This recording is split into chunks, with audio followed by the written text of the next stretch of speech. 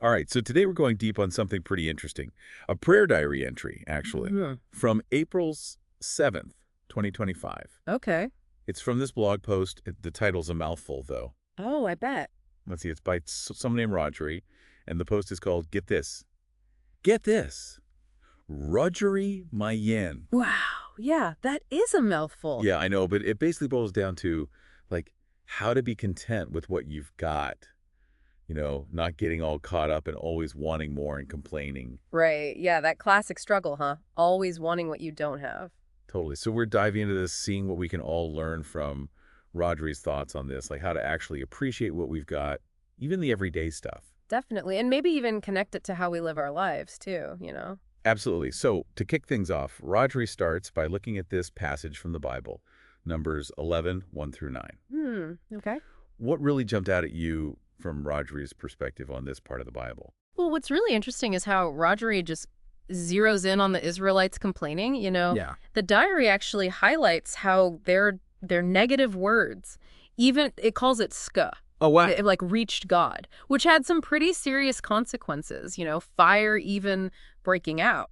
Whoa. Yeah, and Rodri really emphasizes that this wasn't just like casual grumbling or anything. Right. It was tied to like the hard times they were going through in the Belen Wilderness, which apparently was a way tougher time for them than when they were in Sinai. Huh. Yeah, I guess that makes you think, like, maybe our own complaining could be a sign of something deeper going on, too, right? Exactly. Yeah, it's not always just about being physically uncomfortable or something. No, no. Rodri definitely seems to be saying there's more to it. Like, this discontent is more than just physical. Totally. Like Rodri actually sees this complaining as this kind of outward expression of their six, like that basic human nature we all have. Yeah.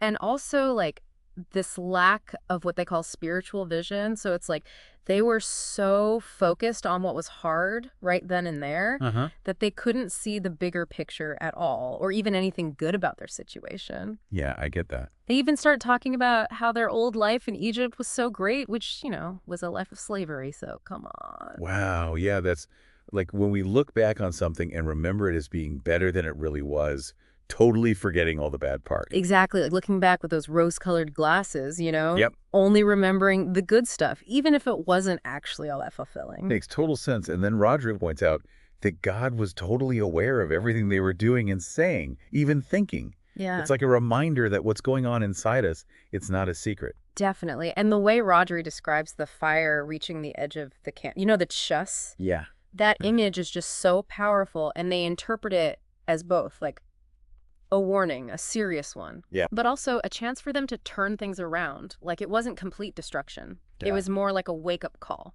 showing them that their attitude was having a real impact. So how did they respond to this, like this wake-up call? Well, the diary says they basically cried out to Moses, they begged him to do something. Okay. And Rodri sees this as showing the importance of intercession, someone praying for you. Right. Makes sense. So Moses prays for them, and the fire, it dies down. But Rodri also makes it clear that they had to, like, really feel sorry, and Yeah. have a genuine change of heart. That was key, not just having Moses step in. Gotcha. And this whole event, it led to a place being named Tu, right? Yeah. What's the meaning behind that? Okay, so kukupar, or tabara, it means burning. And this is where Rodri's interpretation gets really interesting. Okay. It's seen as both representing God's anger at their complaining, but also, and this is the key part, the refining fire of the Holy Spirit, Okay, though. Right, exactly. Think of it as a spiritual purification meant to burn away their greed and complaining. So it was tough, definitely, but with the potential for positive change.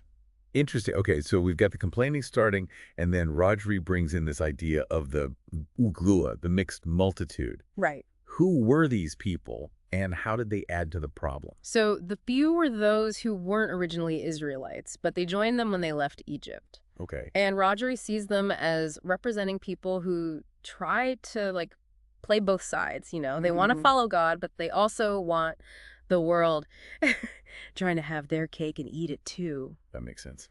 And their main thing, according to the diary, was uyum. They focused on their own immediate physical comfort. Gotcha. Over any long-term promises or spiritual growth, they just weren't willing to stick it out through the hard parts. Yeah, I can see that. I mean, I guess for us today, that could be like being distracted by all the trends and wanting things that don't really matter in the long run, right? Really? Exactly. It's all about like those fleeting things that take our focus away from our values or long-term goals. Yeah, and Rodgery's point seems to be that all those outside influences, they can really make us feel dissatisfied, even when we have everything we need. Absolutely. It's like they create this constant sense of wanting more even when our basic needs are met. And this focus on physical comfort, not wanting to go through any hardship, it led to a specific problem, right? Yeah, it filled their greed basically, this desire for more and more pleasure, way beyond what they needed. Okay, and the diary says this greed was contagious, like it spread to the Israelites. Totally. They all started longing for those specific foods they used to have in Egypt, Almario, all those things. Ah, interesting. But they completely forgot about what it was really like being slaves there. It's like they had selective memory. It's crazy how our minds work like that, huh? I know, right? They remembered the comforts but completely blocked out the bad stuff. Wow, and that brings us to their reaction to the manna, the food God provided for them. Right. This seems to be like a really important point in Rodgery's reflection. Yeah, definitely a core idea. And their complaint about the manna, they said, Pershala faula chemot razan, which shows how deeply unhappy they were. But Rodri points out they weren't actually starving. Right. They were just sick of it. Curse is the word used. Yeah, it's like when you have something good, something you can always count on, but you start to take it for granted. Ugh, yeah, I know that feeling. And you want something else, anything else, just because it's different. Exactly, even if it's not actually better for you. And Rodri sees this manna as having a much deeper meaning, right?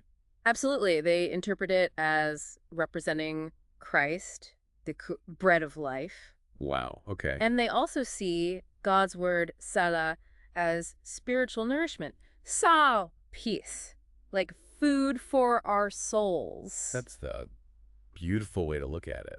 Yeah, and the diary makes this connection between giving into those worldly desires and losing our appetite for the deeper spiritual things. It's almost like if you eat too much junk food, you won't want a healthy meal, right? That's a great analogy, yeah. Your taste gets all messed up. So it wasn't just about them complaining about bland food, it was them rejecting something much bigger. Exactly. And then Rodgery goes into detail about the manna, describing how it looked. Okay, what stood out to you there? Well, they say it was like coriander seed, and then it looked like a pearl, Interesting. which I thought was interesting because it suggests that even though it might have seemed small or even insignificant at first glance, Yeah. it was actually something really precious and valuable. Kind of like how those everyday blessings in our own lives, they might seem small, but they're so important. That's a good point. I hadn't thought of it like that. And then there's the whole routine of gathering the manna every day. Okay, how does Rodri interpret that part? So the daily act of gathering the manna, sisiuta, is seen as representing our need to regularly connect with God. Mitch, like making that a consistent practice. I like that. It's like establishing a routine for seeking out what truly nourishes us. Yeah, exactly. And it emphasizes that this needs to happen consistently, not just every once in a while. Makes sense. And then we have the part about preparing the manna, grinding it, pounding it, cooking it, baking it. Right. Rodri doesn't just see those as steps in making food, right? Definitely not. The grinding and pounding are seen as cho, which is basically deep reflection on truth and applying those truths to our lives. Wow, that's powerful. Yeah, and then the cooking and baking, Uljong, that symbolizes actually living out what we learn and letting it fuel us. So just like they had to prepare the manna before they could eat it. We have to really engage with and reflect on these spiritual truths to actually benefit from them. Exactly. It takes effort and intentionality to make it truly nourishing. And lastly, there's the taste of the manna. Why is that image so important? So the taste being like fresh oil, ito represents seri sudong, which is like experiencing this refreshing, life-giving presence and guidance, the kind that truly satisfies our souls. Okay, so it's not meant to be this like dry, boring thing. Not at all. It should feel revitalizing and fulfilling. And that brings us to like how this all relates to us today. Because Rodri connects the Israelites complaining to the challenges we all face. Yeah, totally. What are the main connections they make? Well, Rodri sees a parallel between the Israelites complaining and greed when things got tough, Yeah. and our own struggles with those same things. Yeah. You know, that longing for comfort, wanting to go back to how things used to be. And the diary emphasizes the importance of finding contentment in what we have. She, like, finding satisfaction in the daily nourishment we receive, whether it's spiritual or just, like, the everyday good things. Yeah, that's so important because it's so easy to get caught up in wanting more or what other people have. It is. It's that constant comparison trap. And the diary also talks about how we need to, like, actively work on getting rid of that greed and complaining in our lives, you know? Yes, yeah. It's like choosing to be grateful for what we have instead of always focusing on what we don't have. Exactly. And it's a constant process, not a one-time thing. Definitely. It really highlights that tension within us, wanting to be content with what we have, but also constantly wanting more. Absolutely. And Rodri really acknowledges that, like, that inner struggle we all have, that makes it so easy to give in to those desires. Right. It's hard to resist sometimes. Yeah, it is. And the diary actually encourages us to ask for help in overcoming this. Like, asking for that refining fire to come and purify us. Wow, that's powerful. It is. And it's a reminder that we don't have to do this alone. And Rodri also talks about the influence of those people who have divided loyalties, which is something we still see today, right? Oh, yeah, definitely. Like, they're all around us, and the warning is clear. Hey, don't let those external influences or fleeting desires lead you down the path of greed, always wanting more. That makes a lot of sense because it's so easy to get caught up in what other people are doing or what they have. Totally. It's like a constant bombardment of messages telling us we need more, more, more. Yeah, exactly. And Rodri seems to be saying, remember all the good things you already have, all the positive changes and support in your life. Right. Focus on the blessings, not on what's lacking. And the diary circles back to those daily spiritual habits, how crucial those are. Yeah, the message is to lufal kamfia. Basically, take time every day for reflection and learning. Okay. Internalize those insights and then apply them to your life. It's like making time for spiritual nourishment, right? Absolutely. And when we do that, we can actually savor the good things, prevent ourselves from feeling spiritually drained or unfulfilled. And Rodri shares a personal story about a colleague to illustrate this. Right. We went through some really positive changes at work, became more confident sharing her faith and supporting others. That's great. Yeah, and Rodri attributes this to his dedication to her spiritual practices and training, Urdia. Okay, so basically, by consistently engaging with what nourished her, she was able to overcome negativity and really live out her values. Exactly. It's a great example of how this can play out in real life. And this personal story ties into Rodri's plans for an upcoming gathering, right? Yeah, they want to share a message about 3 indicators of spiritual growth to help people evaluate how content they are in their own lives. Interesting. And identify any areas where they might be struggling with greed or complaining. So the goal is to help people connect on a deeper level and focus more on finding satisfaction in what they already have. So as we wrap up our deep dive into Rodri's prayer diary, what are the main takeaways that you think stand out for us?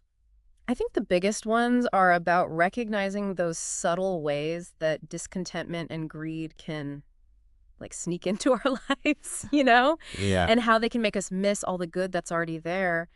And Rodri really emphasizes the importance of constantly seeking out what truly nourishes us. Right, whether that's through spiritual practices or just appreciating those everyday blessings. Exactly. And it's about understanding that working towards contentment, it can actually change our whole outlook. Yeah, and bring us a deeper sense of peace. Yeah. Well, this has been a really insightful look at a personal reflection. And it's amazing how, thinking about an ancient story from today's perspective can give us such relevant advice for our own struggles. It really shows how timeless these issues are, Totally. So for everyone listening, here's something to think about. What's the manna in your life right now? What are those essential things, even the ones that might seem ordinary, that you're taking for granted? And are you truly appreciating them, or are you more focused on what you feel like you're missing? Thanks for joining us for this deep dive. Thanks for having me. It's been great having you. Of course. All right. Until next time. Bye.